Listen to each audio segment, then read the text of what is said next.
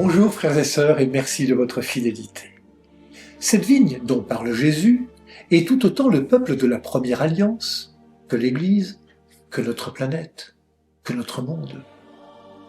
Éloi Leclerc, un capucin, un frère de saint François d'Assise, écrivait « Le monde des hommes est un immense champ de lutte pour la richesse et la puissance, et trop de souffrances et d'atrocités leur cachent le visage de Dieu. » Saint Jean de la Croix disait « Les vignerons de l'Évangile ignoraient que le propre de la richesse est de ne rien s'attribuer, de ne rien s'approprier. » Tout le contraire de ce que font les vignerons de la parabole.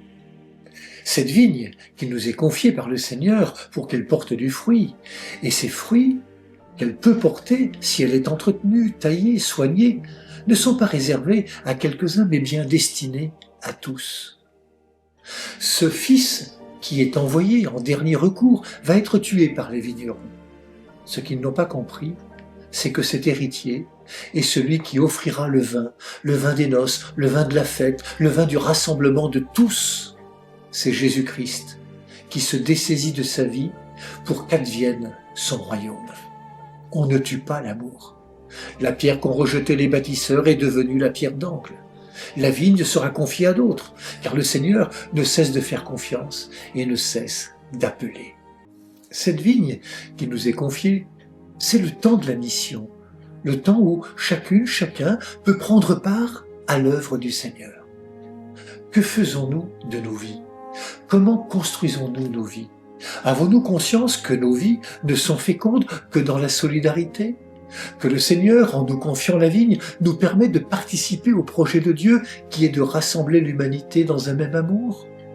N'être que serviteur nous oblige à l'humilité, de reconnaître que j'ai besoin des autres, que j'ai besoin de Dieu pour être pleinement humain. Posons-nous la question. Ne pas être maître de sa vie, n'est-ce pas reconnaître qu'un autre m'accompagne et me donne de vivre de sa force, de sa miséricorde, de sa tendresse en ma route de tous les jours? Cette parabole nous dit en définitive que la passion de Dieu pour sa vigne n'est pas morte. Il est toujours temps d'accueillir celui qui nous appelle et nous invite au travail de sa vigne. Il y a place pour tous dans la vigne du Seigneur. Bonne Marge Pâques à toutes et tous, prenez bien soin de vous et des autres.